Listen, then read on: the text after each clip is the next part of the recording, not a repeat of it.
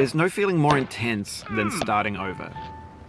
If you deleted your homework the day before it was due, as I have, or if you left your wallet at home and you have to go back after spending an hour in the commute. If you won some money at the casino and then put all your winnings on red but it came up black. If you got your best shirt dry cleaned before a wedding and then immediately dropped food on it. If you won an argument with a friend and then later discovered that they just returned to their original view. Starting over is harder than starting up. If you're not ready for that, like if you've already had a bad day, then what you're about to go through might be too much. Feel free to go away and come back. I'll be here.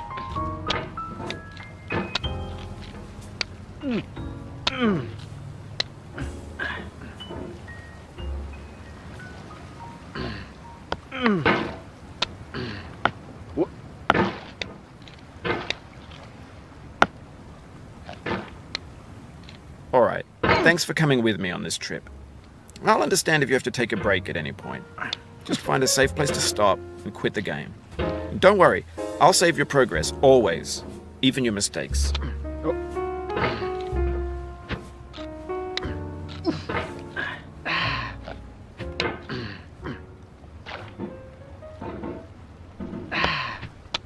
This game is a homage to a free game that came out in 2002, titled Sexy Hiking.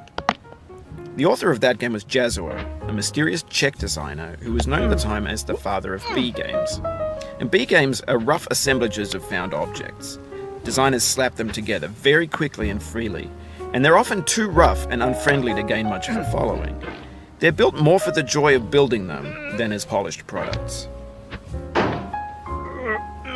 In a certain way, Sexy Hiking is the perfect embodiment of a B game. It's built almost entirely out of found and recycled parts, and it's one of the most unusual and unfriendly games of its time. In it, your task is simply to drag yourself up a mountain with a hammer. And that act of climbing, in the digital world or in real life, has certain essential properties that give the game its flavor. No amount of forward progress is guaranteed. Some cliffs are too sheer or too slippery, and the player is constantly, unremittingly in danger of falling and losing everything. Anyway, when you start Sexy Hiking, you're standing next to this dead tree that blocks the way to the entire rest of the game. It might take you an hour to get over that tree, and a lot of people never got past it. You prod and you poke at it, exploring the limits of your reach and your strength, trying to find a way up and over. And there's a sense of truth in that lack of compromise. Most obstacles in video game worlds are fake. You can be completely confident in your ability to get through them once you have the correct method or the correct equipment or just by spending enough time. In that sense, every pixelated obstacle in Sexy Hiking is real. The obstacles in Sexy Hiking are unyielding, and that makes the game uniquely frustrating. But I'm not sure Jazuo intended to make a frustrating game. The frustration is just essential to the act of climbing, and it's authentic to the process of building a game about climbing. A funny thing happened to me as I was building this mountain. I'd have an idea for a new obstacle, and I'd build it, test it, and it would usually turn out to be unreasonably hard. But I couldn't bring myself to make it easier. It already felt like my inability to get past the new obstacle was my fault as a player rather than as a builder. Imaginary mountains build themselves from our efforts to climb them, and it's our repeated attempts to reach the summit that turns those mountains into something real. When you're building a video game world, you're building with ideas, and that can be like working with quickset cement. You mold your ideas into a certain shape that can be played with, and in the process of playing with them, they begin to harden and set until they're immutable, like rock.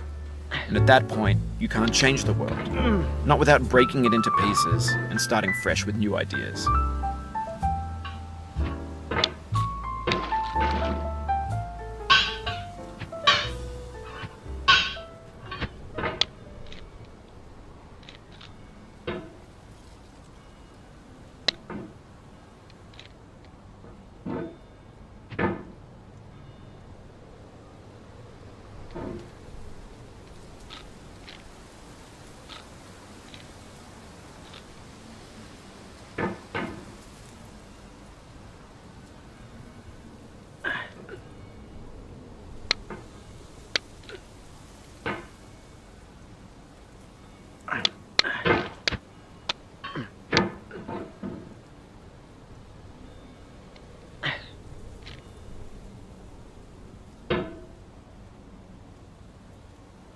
Mm.